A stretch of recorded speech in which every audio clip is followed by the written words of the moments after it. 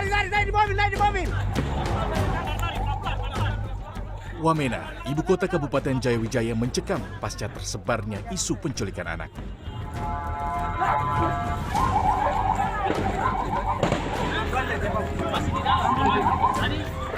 Sabar, pelan-pelan. Akibatnya, sejumlah ruko di Sinagma dibakar massa.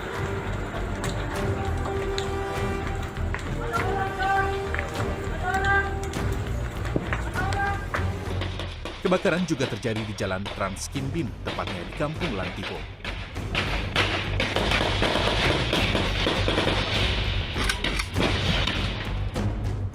Kami siang, warga berhamburan menyelamatkan diri karena terjadi kebakaran di sejumlah titik.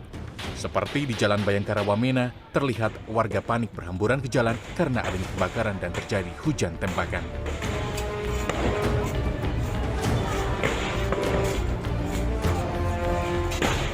Sejumlah warga juga terlihat mengungsi ke Mapolres Jayawijaya. Menurut Kabid Humas Polda Papua Kombes Beni Adi Prabowo seperti dikutip cnnindonesia.com, akibat insiden ini sebanyak 9 orang tewas di mana 7 orang meninggal akibat luka tembak. Polisi menyebut kejadian bermula saat mobil penjual kelontong dihentikan warga karena diduga akan menculik anak-anak. Namun, saat anggota polisi Resor Jayawijaya datang untuk membawa terduga pelaku, tiba-tiba ada orang yang berteriak dan menyerang anggota hingga terjadi kerusuhan. Tim Liputan, CNN Indonesia.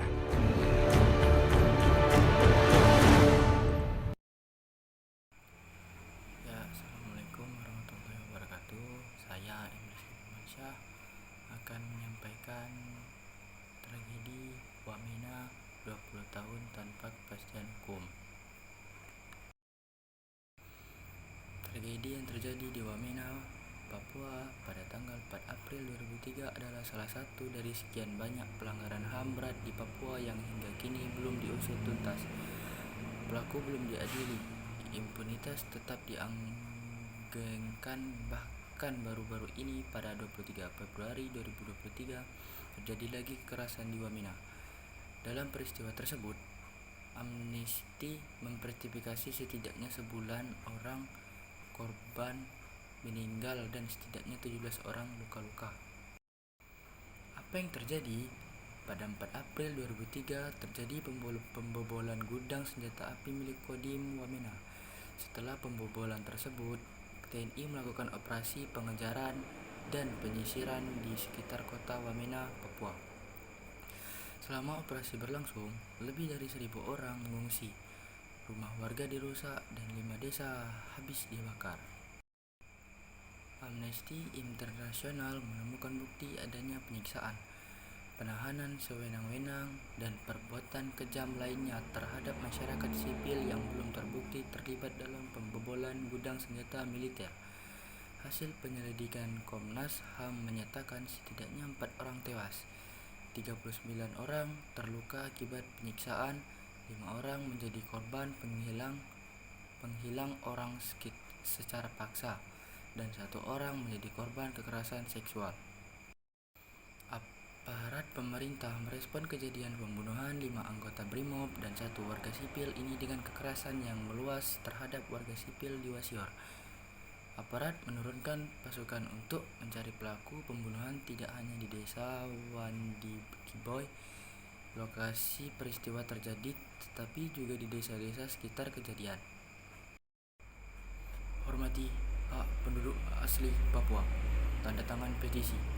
Apakah tragedi Wamena merupakan pelanggaran HAM berat? Ya, benar. Penyelidikan Komnas HAM telah menemukan adanya dugaan pelanggaran HAM berat dalam peristiwa ini.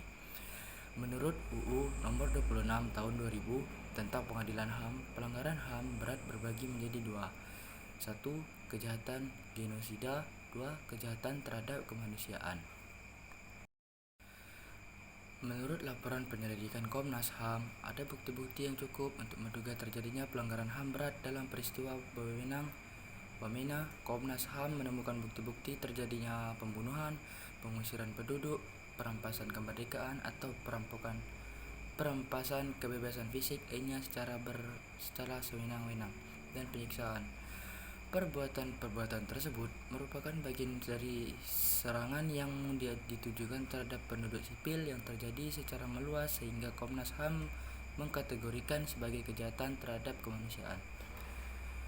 Walau Indonesia belum mengaktifkan status Roma, kejahatan terhadap manusia juga masuk kategori pelanggaran HAM berat dalam pasal 5 Statuta Roma Mahkamah Pidana Internasional. Korban tragedi Wamena tak seharusnya menunggu lama. Mereka harus dapat keadilan. Kalau impunitas dilanggengkan, pelanggaran HAM juga berpotensi untuk terus bersulang. Selengkapnya tentang pelanggaran HAM berat bisa kamu cek di sini. Gimana perkembangan kasus ini? Komnas HAM telah melakukan penyelidikan dan merekomendasikan pembentukan pengadilan HAM. Namun, Jaksa Agung belum melakukan penyidikan dan pengembalian berkas hasil penyelidikan ke Komnas HAM karena berkas acara dianggap tidak lengkap. Sebelumnya, pada 3 Mei 2017, dalam sidang 3RD Church of Universal Periodic Review Defense HAM PBB di Jeneva, pemerintah pernah berkata akan melakukan penyelesaian kasus pelanggaran HAM berat di Papua dengan segera mempersiapkan pengadilan HAM untuk kasus Wasior Wamena. Tapi, belum ada langkah nyata yang diajukan pemerintah untuk membawa kasus ini ke pengadilan HAM.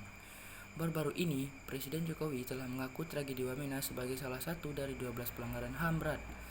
Tapi, mengakui saja tidak cukup.